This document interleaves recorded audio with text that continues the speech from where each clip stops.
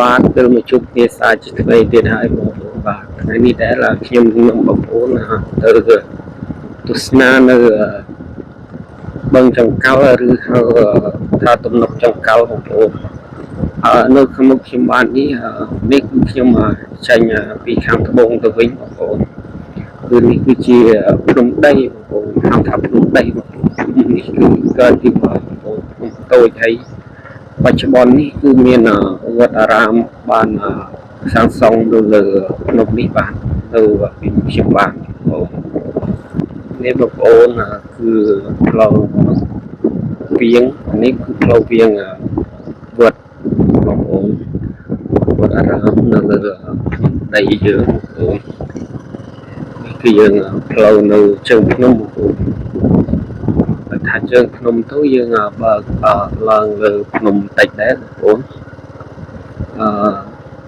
នៅខាងមុខគឺជារូងបងប្អូនហៅ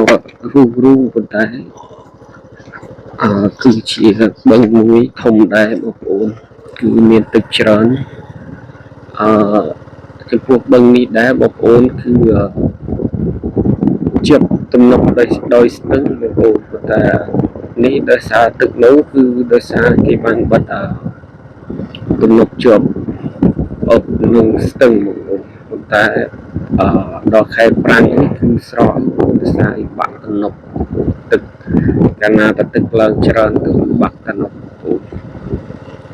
វាស្រែវាស្រូវបងប្អូនគឺតែមានទឹកភ្លៀងដែលមិនក្រហមចិនឆ្អោនេះបងប្អូនទិដ្ឋភាពនៅបឹងរូងបងប្អូនហៅអូក៏បានហៅបឹងក៏បានដែរបងប្អូនធំធេងណាស់បងប្អូន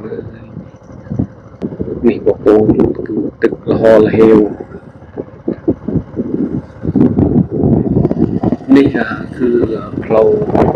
យើងធ្វើដំណើរទៅកាន់ចង្កោបងប្អូនមិនបាច់ពេកទៅណាទេ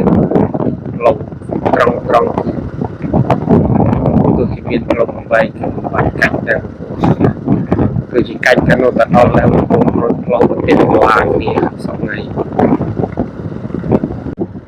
បាទនេះបងប្អូនទឹកសអាចហលហេវនេះគឺគេហៅថាពីមអំពិលទឹក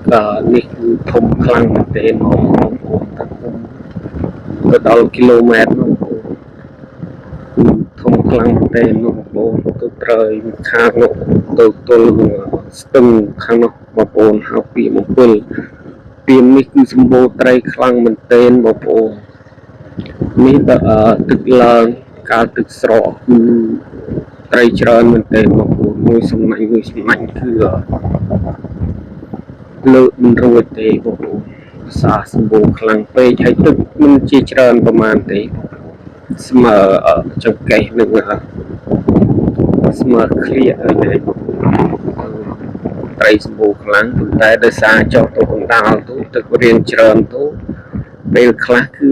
យើងចែកទូកដើម្បីរកត្រីបងប្អូននេះបង្ហៀបងប្អូនធ្វើបង្ហៀដើម្បីឲ្យទឹកហូរឆ្លងបងប្អូនទៅចូលទៅកាន់វាលស្រែនៅខាងនេះនេះក៏បន្តិចទៀតគឺយើងនឹងទៅដល់បឹងចង្កោបងប្អូននេះដោយសារខ្ញុំបានមកពីខាងត្បូងមិនបានមកពីទីរួមស្រុកចង្កោទេបងប្អូនទីរួមស្រុកគឺនៅខាងនោះបងប្អូនបើយើងមកពីខាងទីរួមស្រុកវិញគឺជាតិទេចុះពីថ្នល់ជាតិមកប្រហែលជា100ម៉ែត្រគឺដល់ហើយនេះគឺខ្ញុំបានមកពីខាងសេស្នំមកវិញបងប្អូនមកខាងក្នុងស្រីស្នំគឺយើងឆ្ងាយបាទទិដ្ឋភាពបឹងឈូកនេះស្អាតខ្លាំងមែនទែនបងប្អូនបឹងឈូកនេះគឺធ្វើឡើងតាំងពីសម័យពលពតមកម្លេះបងប្អូនស្អាតខ្លាំងមែនទែនបឹងនេះសម្បូរត្រីផងដែរបងប្អូននេះនៅរដូវវស្សានេះគឺសម្បូរត្រីនោះចំពោះដើមឈើនៅពីខាងមុខខាងលិចបឹងឈូកនេះគឺជាទំនប់ដែលបាត់កាលសម័យពលពតគឺផ្លូវទំនប់នោះគឺជាផ្លូវទេបងប្អូនអាងចាស់ផ្លូវធ្វើដំណើរចាស់គឺនោះគឺដាច់ទៅដល់ខាងត្បូងខាងនោះបងប្អូន គឺដាច់ទៅចូលភូមិសិតតែអាងចាស់សិតតែផ្លូវបុរាណផ្លូវអីច្រើនដែរបងប្អូនប៉ុន្តែដោយសារអីគេធ្វើផ្លូវវាងខាងនេះគេមិនបានធ្វើខាងផ្លូវបុរាណខាងនោះទេបងប្អូននេះបងប្អូនមកពេលនេះយើងបានមកដល់ហើយបងប្អូនគឺបឹងចង្កោបងប្អូនដោយសារអីនេះអត់ទាន់មានទឹកបងប្អូនទឹកស្រកនៅឡើយបងប្អូនខែឧស្សាហ៍តែដោយសារអក្សរអត់មានភ្លៀងបងប្អូន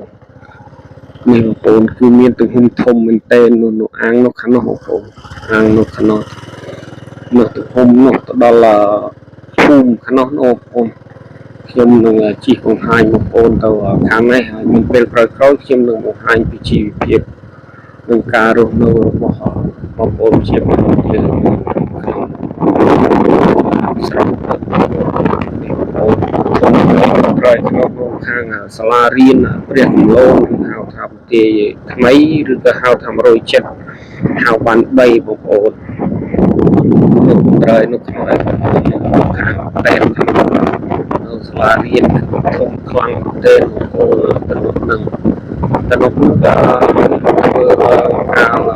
នៅសម័យពលពតដែរ